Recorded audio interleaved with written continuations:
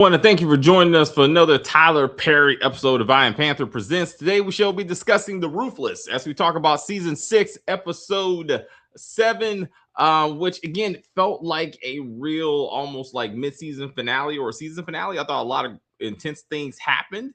And let's get into it. Like who's around, who's gone. But if you're new to the channel, please subscribe. You can like on the video, you can comment on the video, you can share the video. Let's get to the intro and talk about it. Hello everyone, and welcome to Iron Panther Presents. We talking facts, breaking down every scene like you're watching with the cast. Yeah. Iron Panther Presents, we break it all down. Every show, every film, best takes in town. Hit like, drop a comment, let the fan vibe. If you feel what we saying, go subscribe. Hey. Iron Panther Presents, come along for the ride. Like, comment, and subscribe. Keep us live. All right, and as I detected, I'm sorry, this is supposed to be episode 8, so I will fix the video title when I get done with it, but thank you for being part of our discussion. But yes, I had to put it on the thumbnail when I saw Ruth put the blade through the mouth of Agronite Daniel, who we don't know who that is. Anyway, he was the first Agronite to be sacrificed for the Raku. As she's finally convinced the highest that this is the way to get the Raku's favor for the camp. It one, the CGI was silly. Let's just start there. How do you put a blade through somebody's mouth when they're wearing a big ass mask so you can't even see where their mouth is at, or how to enter the blade through the mouth? Anyway, but why Daniel? Who is Daniel? Like, it should have been Agronite John. So I had to go back and watch episode 7. At the end of episode 7, that was brutal. It was, but we don't know. He's a faceless figure. And I'm like, it means nothing. It means nothing if we don't see the Agronite's face. We don't know who it is. But it looked as good as this show is going to give you. Also, what happened to cutting the head off? Cutting the head off. Daniel is the biggest soldier, I guess. He was big, but he's not as big. He's just as big as the one guy whose face we've seen, the kind of older gentleman. I don't think that's the same guy. I think he's still alive because I think we saw his face. But anyway, so like again, they picked Daniel. He gets killed, but show his face. Take your mask off. Let us see who you are so we can connect to you and care. But Agronite John. So it should have been Agronite John that she killed, because that's the Agronite that accosted her at the end of last week's episode when she was leaving the punishment trailer after talking to Zane or really talking to Zane, and River happened to be there. And he's pushing her and he's like, hey, you can't go anywhere unescorted. I was ordered to keep an eye on you. And the episode ends with her saying, I can't wait to see your head roll, or something like, I'm gonna enjoy seeing your head roll. So I was like, oh, okay. And then nothing happens. Nothing happens. Even at the beginning of this episode. So Teresa, so let's back up to Teresa is magically killed off camera by the highest, who I guess has some kind of psychotic break because he's not on his medication. He cuts out her tongue. But what happened to her being poisoned by Elder Mother? Like, what happened to that? Like, she was having hello, how are you? I stopped watching the show, but I'm still tuned in to you because you hilariously dissect this show. Well, thank you very much. I watched this show, so you don't have to. So Elder Mother got an infection too. Yeah, so her magic box, or her baby maker is bleeding quite profusely. Which unfortunately means she really should be dying at this point, because that was a lot of blood coming out of her. But we will get to that. We'll get to that. So let's talk about Teresa, who at this point, what's the point of her being in this season in the first place? Like, she's introduced in episode 1, she's killed in episode 7. Why did we bother with this character? Like, it doesn't make any sense. So as she's dying. She should have been dying from the poison the elder mother put into the food that she was going to feed to Ruth, as we saw last week. Her dying from the poison clearly should have been a message to Ruth that I got to get into elder mother's ass for trying to kill me. And then I thought this was going to be a clue to the highest that elder mother must have did something to the food. Instead, the poisoning means nothing.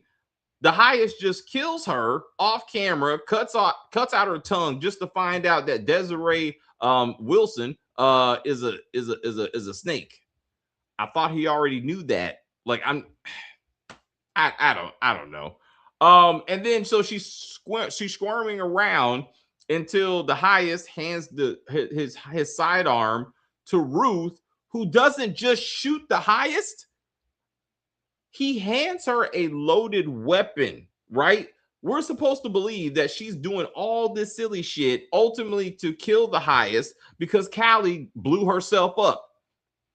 The man hands you a weapon. Shoot the highest. Shoot him in the head. Shoot Teresa, I guess, if you want to waste the bullet. Wait for Obadiah to come in and take him hostage or shoot him too. This doesn't make any sense. But anyway, she shoots Teresa, which gives the highest some type of hard on or whatever. And all of a sudden, he's like, yeah, girl, you got that killer instinct or some silliness. So then Obadiah and Agronite John, who again accosted Ruth a few hours ago and called her a whore again. Okay. I think he's also the one that poured the food on her. I think it was him. But anyway, he disrespected her. So when she points the gun at John, right, and then doesn't pull the trigger, and then the highest is like, put the gun down, or I won't let you kill anybody else. She doesn't kill John at that point, right? But then again, when somehow the Raku convinces the highest that it's time to start sacrificing Agronites, fucking Ruth should have killed John at that point. Now she has the justification of the highest, and I don't know why she didn't do it. But it was interesting to see the highest exert his control over Obadiah, because he's like, Obadiah, you need to clean this stuff up. You need to clean it, get Teresa's body up out of here. And he's like, yeah, I'll get River to do it. And he said, no, I told you to do it. And it was good to see the highest stand his ground with Obadiah. I thought that was good. But then when Obadiah comes back after the credits and stuff to clean up Teresa's body, it's not John who's with him, it's Andrew. What happened to John? Like, what? Anyway, so now Andrew and Obadiah have to clean up Teresa's body with a smile on their face. And I was like, it's good. It's important for not only Ruth to see, but also for the highest to be like, hey, I run this place, you don't. So I thought that was good for their particular power dynamic, because it did look like Obadiah was getting the upper hand in this situation. So I thought that was good. So then we gotta get to the plague. So let's get to the plague. So yes, elder mother. So then elder mother is having to go to the bathroom, and Agronite Daniel. No. Is it Daniel? No. Agronite Jacob. I wrote their names down. So Agronite Jacob has to sit there and wait for elder mother to pee for some reason. Then she's like, it hurts when I pee. And I'm like, did she get an STD or something? Like, why is her stuff burning? I was like, oh, this is not a good look. And then she's like, give me your hand. What? And then it's like, so he has to put his hand under her while she pees on it, I guess. So then she's bleeding on his hand. Oh, that was disgusting. So to see his bloody hand as they walk up to the highest, like what the highest is going to do with this. And again, the highest and Ruth are asking very logical questions. Why is your ancient, I think he called it ancient blood of the elder mother, doing on this Agronite's hand? Like, and she's like, don't worry about that. These are small things. Worry about the fact that I'm bleeding. You on your period? my period ended a long time ago. I was like, probably did. But she's worried about her baby maker. And then the highest is like, babies are not coming out of that place anytime soon. But yeah, what is wrong with her? So then she says this is some kind of biblical plague of sorts, which the highest is taking like, oh yes, maybe it is. You know what I'm saying? So that's when he's like, oh, okay, what do we got to do? All them hands she's been having up, oh, and her vagina, that's a dirty, that's dirty. Finally caught up to her. Damn, that's rough. That's rough. Perhaps. But they do. But she did bring up a good point. How am I supposed to clean this up if I don't have any water? And he's like, go put some alcohol on it. And she's like, I'm not gonna put some alcohol in my baby maker. He's like, girl, you ain't making no babies. It's been a long time since you were able to make babies. Hurtful, but also true. But again, now we got one Agronite down, many more to go. It just, again, it was an interesting scene. It just should have been also cut off the head. Cut off the head. Ruth has been talking about heads rolling, right? Even this episode, the highest was like, yeah, we need heads to roll. So I thought they were gonna cut Daniel's head off to start the head rolling as they have discussed. Apparently, it's just a blade through the mouth. So speaking of bodies, so Teresa, so Andrew believes that he found Teresa's phone out in the woods, which doesn't make any sense because she had her phone with her inside the compound. So I don't think that's her phone, unless y'all remember better than I do, because I thought they were outside the compound. I thought when River and Andrew found the phone. Also, the highest told Andrew to go get his phone. That was a couple of episodes ago, and somehow the highest forgot. Now he's telling River to go get the phone. So like, and it's going to be a different phone. So like, I'm not sure how him bringing about a random phone that Andrew happens to have is going to solve the problem. He should know what his phone looks like. I would submit. Anyway, I want to fast forward to Desiree and Kyle. That big ass tunnel that they were inside, that mine basically that they were in, I was like, there's no way. There is no way they hired enough people to clear that cavern that they walked into in that short amount of time. And the highest didn't hear any of that. No one in the camp heard the bulldozers. It would took bulldozers to make that kind of big ass cavern under the camp.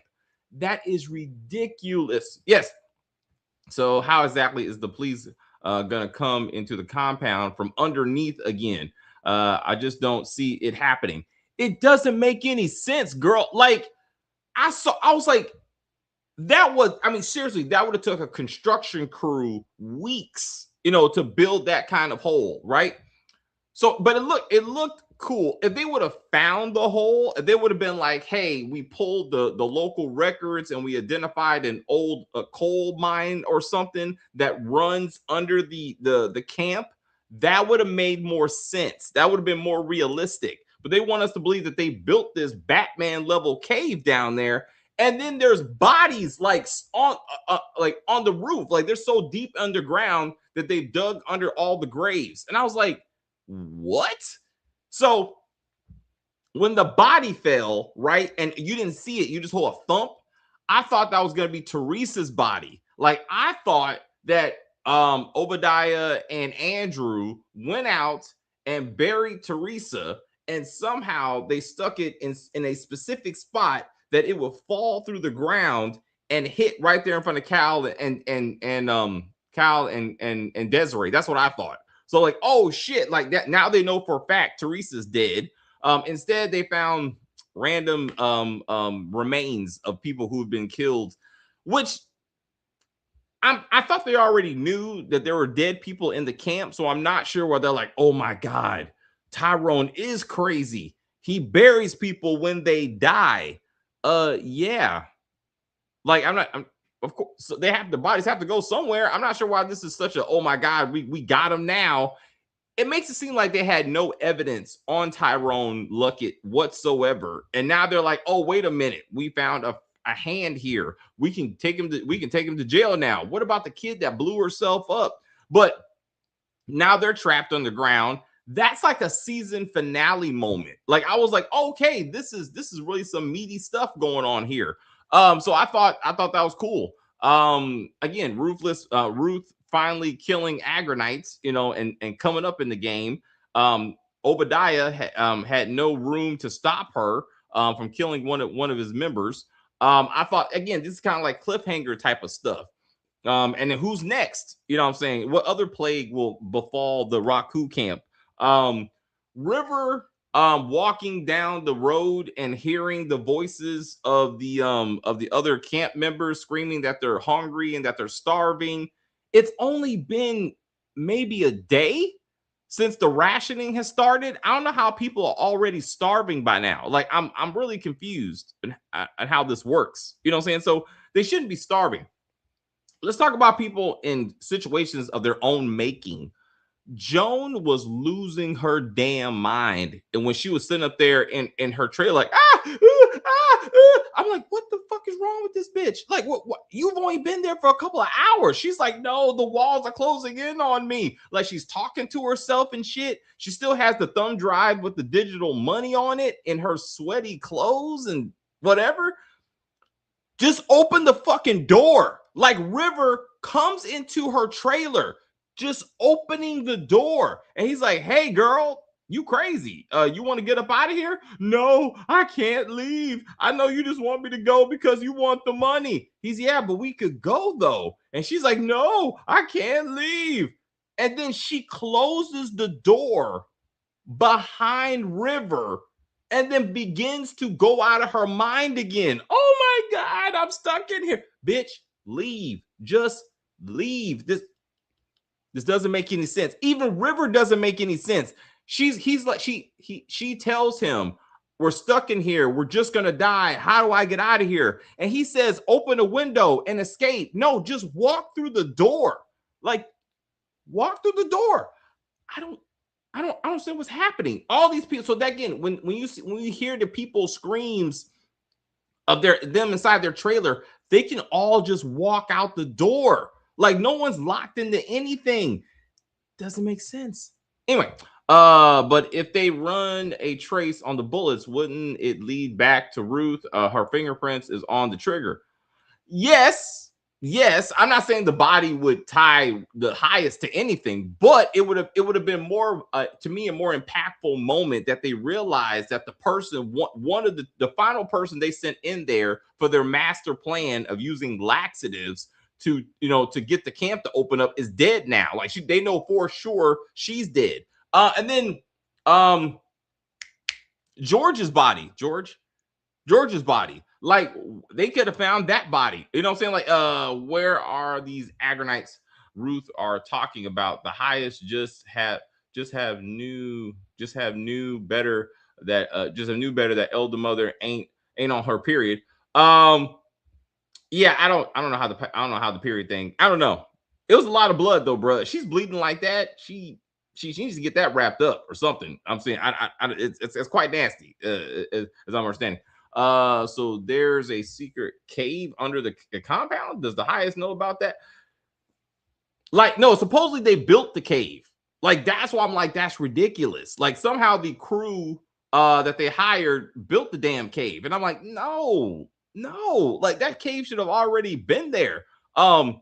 It would have been cool if you would have found out that's where the highest hides the drugs that they run or the money or something. It's just a big ass hole in the ground.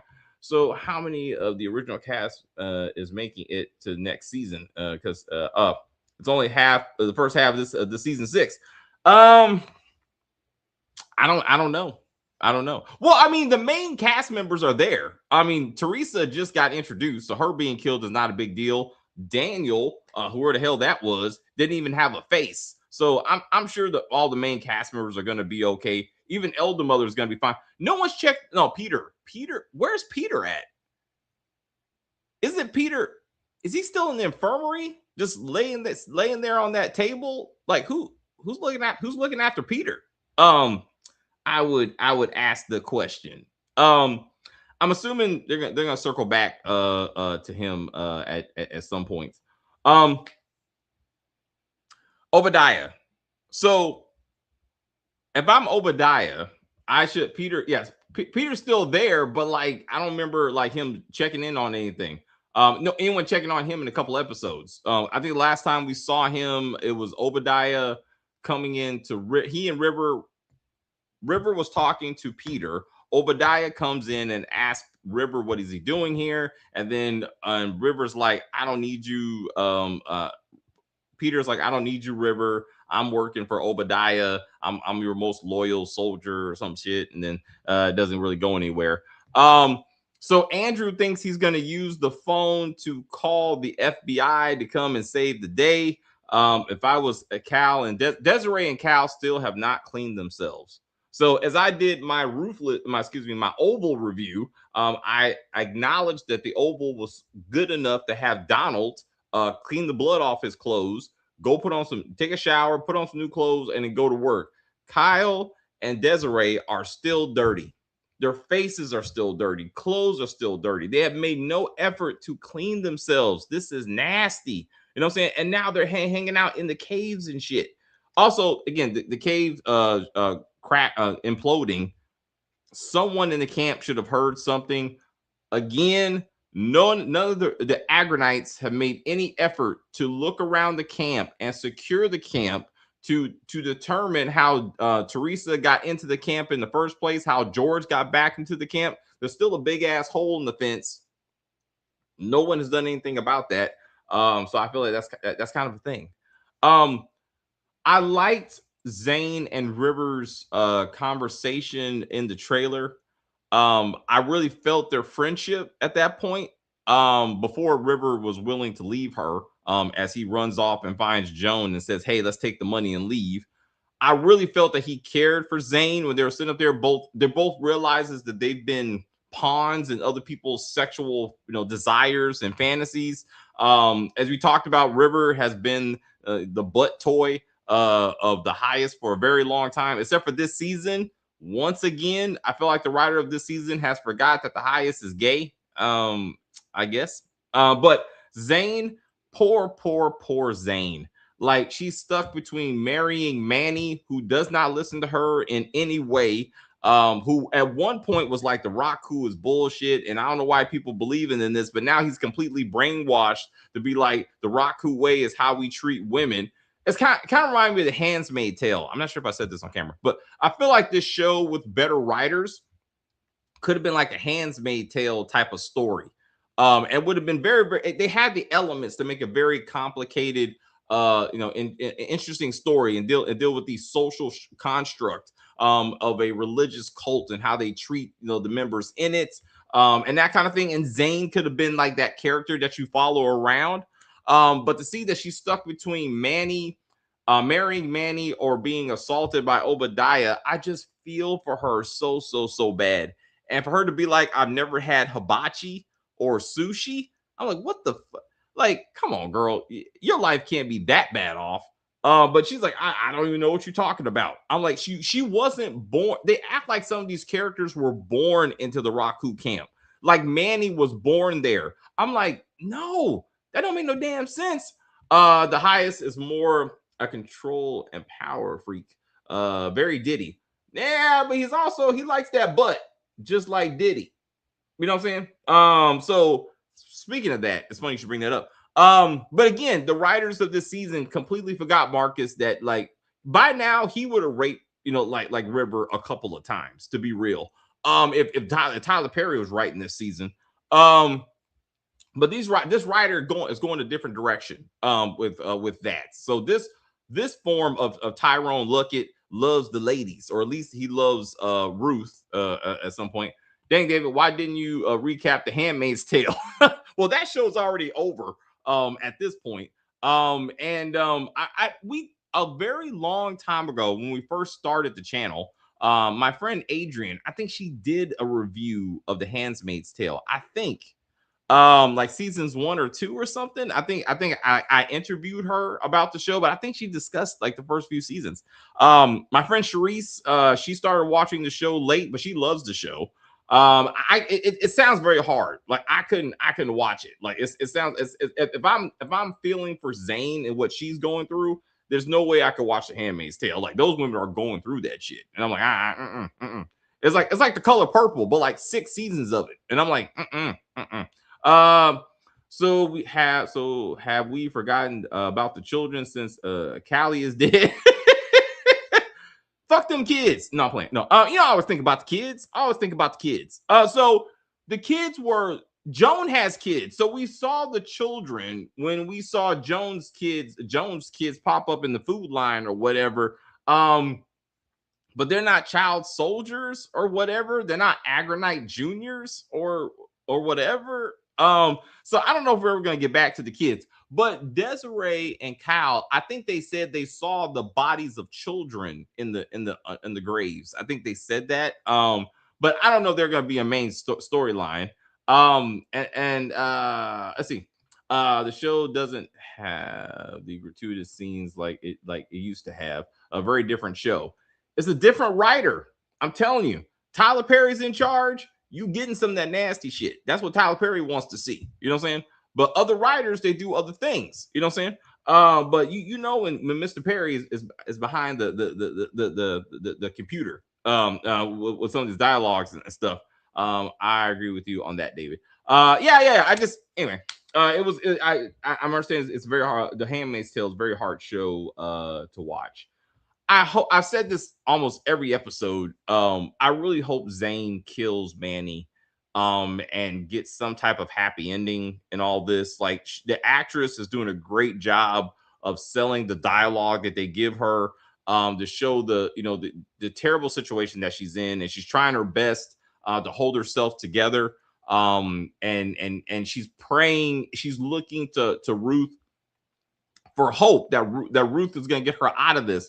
But again, at least 2, maybe 3 seasons, Zane was out and she chose to come back. So I'm like, there's only so much I can feel for these characters. Joan, River, Ruth, she also left.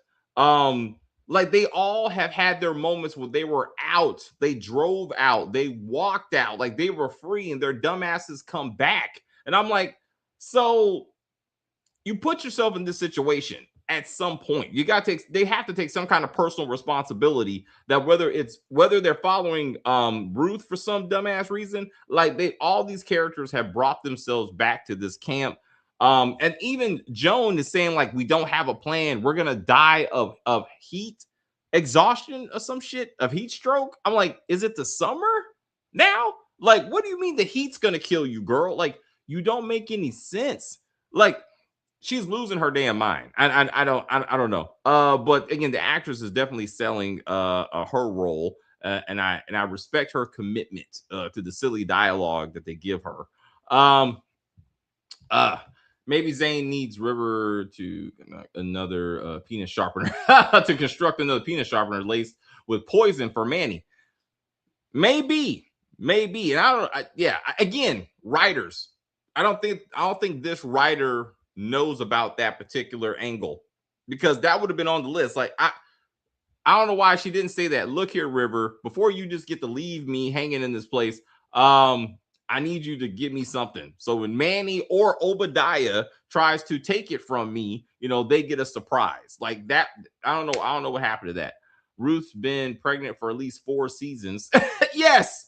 You're supposed to have, thank you. You're supposed to have a little belly. I've said that so many times. And people are like, well, David, you don't know that first pregnancy. Sometimes it takes a while. It's not her first pregnancy. It's her second pregnancy, at least. And yes, there's been no belly whatsoever. I don't understand how this time is rolling. No idea. But she is milking this pregnancy for all it's worth. Every time the highest is like, well, what about? She's like, the babe, what? Your son said. I don't know why she doesn't go, your son said Obadiah needs to die tonight. Okay, because he is stopping you from talking to the Raku. It's his fault. Kill Obadiah. was Ruth telling the truth when she told Manny, I know you want to be locked up with Zane and I can make that happen, but let me talk to her. Like, is she really gonna try to negotiate this on Zane's behalf? She did tell Manny he can't touch her. But I'm like, River is right that Zane needs to look out for herself. She really can't depend on Ruth. Um, River has said plenty of times that that Ruth is crazy, and therefore she's not reliable. I do agree with that also. And each episode is one or the same day. I don't think it's been a year yet. It's hard to we discussed this plenty of times watching so many Tyler Perry shows. It's hard to understand how time works in these shows. Has 7 seasons, almost 20 episodes per season. Are we this has only been a couple of months? I don't know. I don't know. But you rarely see people go to sleep and wake up the next day. You don't see time jumps 2 months later, 3 months later, 3 weeks later. You don't see none of that. It just keeps on happening. It just keeps on going. Um, I don't know, but she should be showing some type of signs of pregnancy by now. I would think. But it's Tyler Perry. Um, that's all I got really. I think of all the major things. We gotta see what's going on with Elder Mother's bloody magic box. And hopefully that gets taken care of. So to the point of time, Marcus. Um, Ruth asked Desiree to give her 2 days of no utilities, like that was going to help out with something. But again, Desiree is locked in the basement, so again, she's stuck underground. So I don't know how much how much useful she's going to be. Um, it hurts when me pee. She is committed to this dialogue. Like I so appreciate the actress for the silliness that she gets dealt with every week, and she still commits to this to the storyline. So um I don't know. I don't know. But yeah, we gotta see what happens with Obadiah. I don't know how much longer he has. He's a good actor. He's a good actor. I think it's more the writing again that makes these characters seem kind of silly. Um, they're doing better with flushing out the Agranites. I to an extent, but they need to have personalities. And are there any of them that don't believe in the Raku? That sort of thing. Is any of them going to be on Ruth's side? I do need John to die. I mean, just for Ruth's sake, because he is an asshole. And the real big muscle bound one. I don't know which one. I don't know what his name is. But it's John and another one that really disrespected Ruth a couple of times. And I'm waiting for somebody to get their head cut off. I feel like that should have happened by now. But anyway, so they left the original town police officer in jail, so by himself. Yes.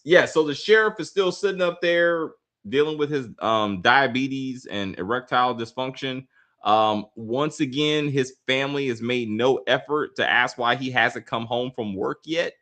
Also, no one in the town has needed law enforcement for anything. Um, there's no additional FBI agents coming out to help. The senior FBI agent hasn't made his way to the White House yet. Which again, I'm hoping we'll get some Oval cameos when that happens. We don't know the senior agents. He says he makes it seem like he has someone else working to get an inroad into the Raku camp. Also, remember, supposedly 500 people live in that camp compound. There is no damn way 500 people live there. But that's what they said. And we haven't seen any of those people. Where is the media coverage of this place? None of this has happened. The cartel just got dropped off as a storyline. I don't even know. Obadiah character could be much sinister. We just saw him fake choke fake choke the highest. That's it. No. You're right. You're right. But I mean, he does assert himself. So the power, I like the physical power struggle that they were on. Again, the highest is kind of reestablishing himself as being top dog. I thought that was cool. Just curious, are you going to review HBO Lanterns? It's gonna be House of the Dragons time slot. Yes, I want to review it. I think probably Chris would be the one I do it with. I don't know if we're gonna do it week to week or do we do it as a season. That's my only question. I'll talk to Chris to see what he wants to do. I know we're gonna be doing Marvel stuff at 6 o'clock. But yeah, it looks good. The trailer looks good. I'm concerned that most of the season is just going to be, the two main lanterns on the ground, like walking, getting into random little adventures that they don't suit up to like the end of the season. I'm hoping that's not the case. But the special effects look awesome. It really, really does look good. And I don't know why they didn't make this a movie, because Supergirl was not it. Which I didn't see, but it did not do well. We've only seen at least 30. Yeah, like 30, 40 people maybe, but 500, you can kiss my ass. Ain't no 500 people in that damn place. It's probably not 500 people in the town, which we haven't. What happened to that? Elder Mother was right. They do need to make some kind of supply run at this point, because like they're running out of water. They're gonna be running out of food. Now all of a sudden the highest is like, yes, as we fast and pray, we have to realize that we have to make sacrifices. When did the fasting kick in? I thought we were rationing. They went from rationing to fasting all of a sudden. I'm like, how much time has passed once again? Ruth and the highest still have those 2 sack lunches that Elder Mother put together, plus the extra food that had the poison on it. And is Ruth ever going to circle back to get back at Elder Mother for trying to kill her? That needs to happen. Like, she needs to be like, hey, while I'm sticking, samurai swords through people's faces, I know you tried to poison me, bitch. But I don't know. Anyway, guys, thank you so much for hanging out with me. I hope you're interested in Marvel stuff. Come back at 6 o'clock. Chris and I will be talking about the future of Marvel till 2028. And then next week we'll be back with Ruthless and the Oval. And Average Joe will be joining our list of shows that we review, and Diara of Detroit and some other stuff. We're still tracking Fightland. At this point, we're going to do Fightland as a season, Lioness season 3 as a season, which will be like next month. Furious, the limited series on Hulu, we're going to do that when that wraps up. Beauty in Black is coming. We got a lot more content and videos coming for you. So leave a comment and I will see you soon. Thank you. I will say thank you guys very much for hanging out with us. I see people watching in the chat. I enjoy the view. I don't know what the fuck I was watching. Rewatch this when we're done. Rewatch this. You'll see what we're talking about. You'll be like, oh shit. Hilarious. Absolutely hilarious. What do I go there? Oh shit. Stacey, do your thing. Fuck that shit. But anyway, please like and share and comment on the video and all that kinds of stuff. As they say, we're just going to end this broadcast and say bye.